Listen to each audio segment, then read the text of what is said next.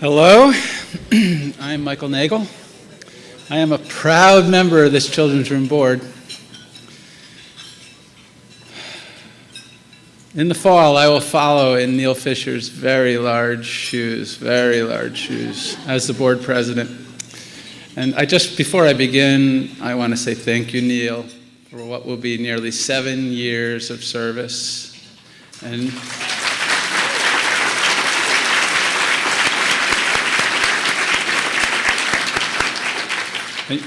Meryl, Neil's wife, for the support and the tremendous generosity and philanthropy.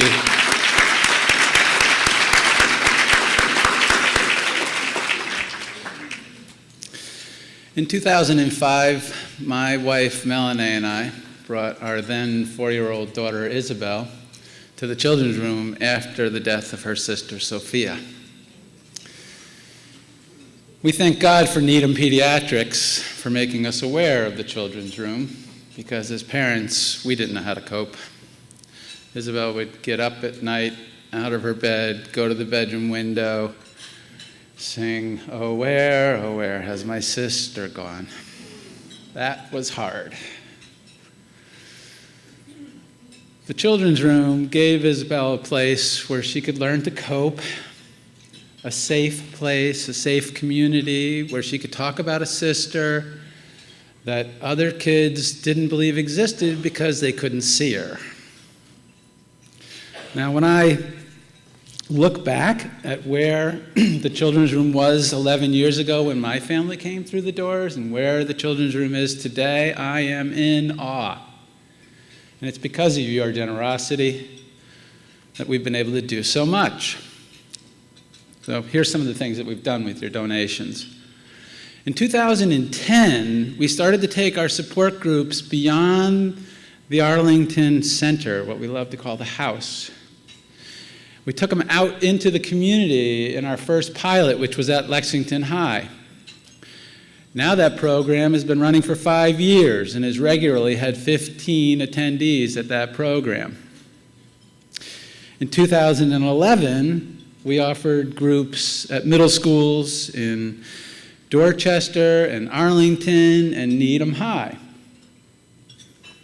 Through our partnerships with the Boys and Girls Clubs of Boston and the Louis D. Brown Peace Institute, we've been able to put groups in Chelsea, in Dorchester, and just last month, we added groups in Somerville and in Charlestown. We've also formalized our academic internship program, which is now becoming a coveted placement. We have 3 undergraduate and 3 graduate interns, and we are really honored to train them in this work and to then send them out as ambassadors in the field of grief. The Children's Room realized that support groups weren't for everyone, and we have families that are waiting, so we've got 3 new services. And as a result of these services, from 2012 to 2015, we've been able to serve 55% more individuals in direct grief services. So the first one is our Parenting While Grieving series, which we offer it 3 times a year. And research has consistently shown that children are better able to cope after a death when their surviving parents, understand how they feel, and when their parents are supported around their own grief experience. Second is our family nights, which we started in 2013, and this provides families the opportunity to join together in a creative arts activity, and we have extended family members coming to this, so grandparents and cousins. I wish we had that. A number of our families are choosing this service. And then, thanks to the generosity of the New England Patriots owner, Robert Kraft, in 2015, we've been able to expand our teen programming. And so now we offer a monthly teen activity in addition to the support groups that we do at the house, in the community, and in the schools. We've also dramatically increased our educational offerings in the community, and we reached nearly 800 people last year through trainings, workshops, and crisis interventions.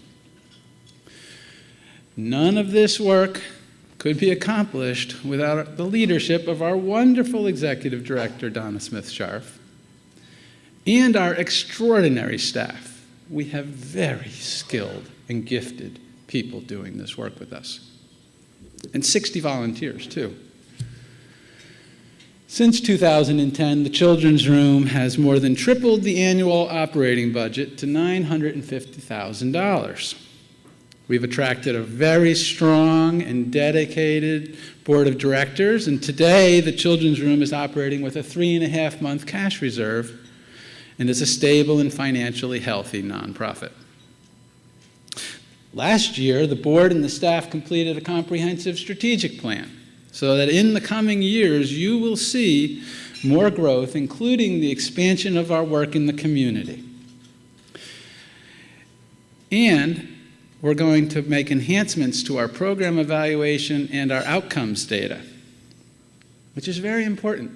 This field of bereavement for children is only 30 years old. I think we're pioneers in this field. We really need your support to keep the work going. We'll also make capital improvements to the Victorian house in Arlington, and in fact, we're going to renovate our porch. We're going to paint the house, and that's thanks to people in this room that we're able to do that work. And we'll continue to build our reserves and our endowments.